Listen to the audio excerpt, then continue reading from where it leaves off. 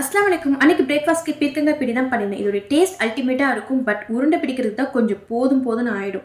என் பசங்க சும்மாவே சப்பாத்தி மாவு கொஞ்சமா கேட்டு உருண்டை பிடிச்சு விளையாடிட்டு இருப்பாங்க. மாவுல விளையாடுறதுனா ரொம்ப பிடிக்கும். என் பசங்களையும் இந்த மாவு வச்சு விளையாடுங்கன்னு என் பசங்களையும் உருண்டை பிடிக்க வச்சுட்டேன். பட் சும்மா சொல்லக்கூடாதுங்க, அழகா சொல்லி கொடுத்த மாதிரியே பிடிச்சிருந்தாங்க. ஒரு ரெசிபி ஆல்ரெடி அப்லோட் பண்ணிருக்கேன். வீடியோ லிங்க் மேல டேக் பண்றேன், செக் பண்ணிக்கோங்க. பீர்க்கங்காய் ஸ்கின்னை வேஸ்ட் பண்ணாம இதை வச்சு ஒரு ரெசிபியும் பண்ணியாச்சு. குக்கிங் டேலண்ட் ஆகுனதும் நம்ம அம்மா கிட்ட தான். பல வகையில ஒன்னு சொல்லி கொடுத்தாலும் நல்லா நச்சுன்னு ஹெல்த்தியானது தான் நமக்கு சொல்லி கொடுப்பாங்க.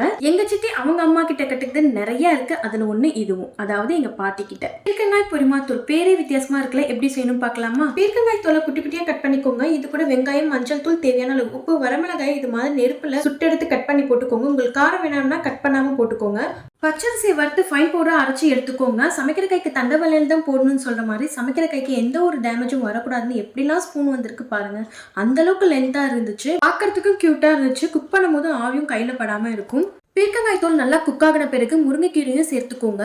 எந்த வகை கீரை குக் பண்ணாலும் கண்டிப்பா லிட் வச்சு க்ளோஸ் பண்ணாம குக் பண்ணிடுங்க. அப்பதான் அதோட கலர் மாறாம இருக்கும். கீரை நல்லா குக் ஆகின பிறகு இது கூட வறுத்து அரைச்சு வச்சிருந்த பொரி மாவு, இது கூட துருவின தேங்காவையும் சேர்த்து சாப்பிட்டு பாருங்க. அந்த அளவுக்கு சூப்பரா இருக்கும். ஹெல்த்தியானது கூட. கண்டிப்பா ட்ரை பண்ணி பாருங்க.